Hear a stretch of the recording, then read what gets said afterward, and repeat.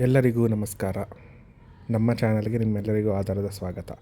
ಇವತ್ತು ನಾವು ಅಡುಗೆ ಮನೆಯಲ್ಲಿ ಅತಿ ಸುಲಭವಾಗಿ ಮಾಡಬಹುದಾದ ಕೊತ್ತಂಬರಿ ರೈಸ್ ಅಥವಾ ಕೊತ್ತಂಬರಿ ಚಿತ್ರಾನ್ನ ಮಾಡೋದು ಹೇಗೆ ಅಂತ ನೋಡೋಣ. ಇದು ಬೆಳಗಿನ ಬ್ರೇಕ್ಫಾಸ್ಟ್ ಅಥವಾ ಮಕ್ಕಳ ಲಂಚ್ ಬಾಕ್ಸ್ಗೆ ಪರ್ಫೆಕ್ಟ್ ರೆಸಿಪಿ. ಬನ್ನಿ, ತಡ ಮಾಡದೆ ಘಮಘಮಿಸುವ ರೈಸ್ ಮಾಡೋದು ಹೇಗೆ ಅಂತ ನೋಡೋಣ.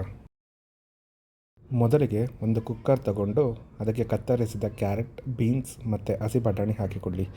ಇದಕ್ಕೆ ಸ್ವಲ್ಪ ಉಪ್ಪು ಮತ್ತು ತರಕಾರಿ ಮುಳುಗುವಷ್ಟು ನೀರು ಸೇರಿಸಿ ಸುಮಾರು 3 ವಿಜಿಲ್ ಬರುವವರೆಗೆ ಚೆನ್ನಾಗಿ ಬೇಯಿಸಿಕೊಳ್ಳಿ.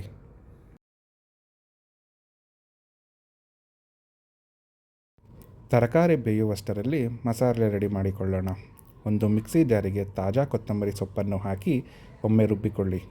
ನಂತರ ಇದಕ್ಕೆ ಹಸಿಮೆಣಸಿನಕಾಯಿ, ತೆಂಗಿನಕಾಯಿ ತುರಿ ಮತ್ತು ನಿಮ್ಮಲ್ಲಿ ಇರುವ ಎಲ್ಲ ಸಾಂಬಾರು ಪದಾರ್ಥಗಳನ್ನು ಸೇರಿಸಿ ನುಣ್ಣಗೆ ಪೇಸ್ಟ್ ಮಾಡಿಕೊಳ್ಳಿ.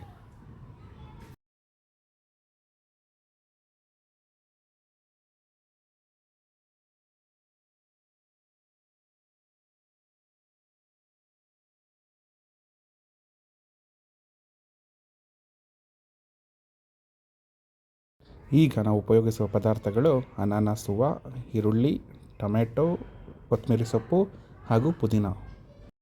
ಈಗ ಗ್ಯಾಸ್ ಮೇಲೆ ಒಂದು ಬಾಣಲಿ ಇಟ್ಟು ಎಣ್ಣೆ ಹಾಕಿ.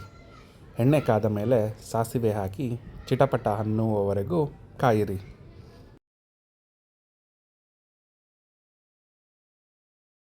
ಈಗ ಜೀರಿಗೆ ಮತ್ತು ಕರಿಬೇವಿನ ಸೊಪ್ಪು ಸೇರಿಸಿ ಸ್ವಲ್ಪ ಹೊತ್ತು ಕೈ ಆಡಿಸಿ. ನಂತರ ಹಚ್ಚಿದ ಈರುಳ್ಳಿ ಮತ್ತು ಶುಂಠಿ ಬೆಳ್ಳುಳ್ಳಿ ಪೇಸ್ಟ್ ಹಾಕಿ ಹಸಿ ವಾಸನೆ ಹೋಗುವವರೆಗೂ ಹುರಿಯಿರಿ.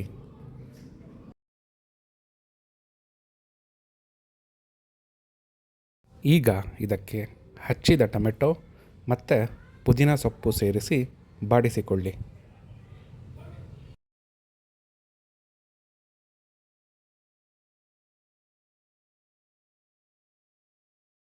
ಈಗ ಸ್ವಲ್ಪ ಅರಿಶಿಣ ಪುಡಿ ಹಾಕಿ ಮಿಕ್ಸ್ ಮಾಡಿ.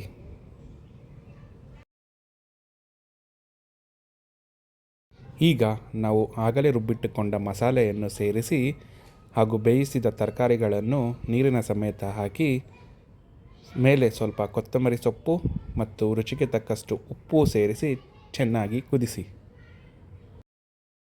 ಈಗ ಘಮಘಮಿಸುವ ಕೊತ್ತಂಬರಿ ಗೊಜ್ಜು ಸಿದ್ಧವಾಯಿತು.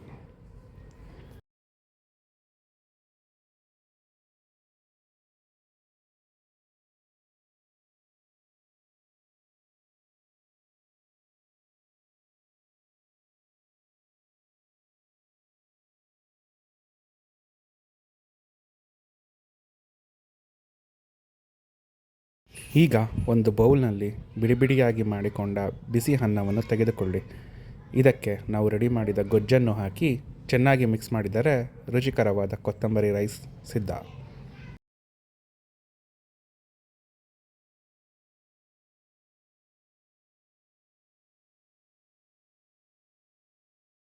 ನೋಡಿದ್ರಲ್ಲ ಸ್ನೇಹಿತರೆ, ಕೊತ್ತಂಬರಿ ರೈಸ್ ಮಾಡೋದು ಎಷ್ಟು ಸುಲಭ ಅಂತ. ನೀವು ಕೂಡ ಮನೆಯಲ್ಲಿ ಟ್ರೈ ಮಾಡಿ ನೋಡಿ. ಈ ವಿಡಿಯೋ ನಿಮಗೆ ಇಷ್ಟ ಆಗಿದ್ದರೆ ಲೈಕ್ ಮಾಡಿ, ಶೇರ್ ಮಾಡಿ. ಇನ್ನೂ ಹೆಚ್ಚಿನ ರೆಸಿಪಿಗಳಿಗಾಗಿ ನಮ್ಮ ಚಾನಲನ್ನು ಈಗಲೇ ಸಬ್ಸ್ಕ್ರೈಬ್ ಮಾಡಿ.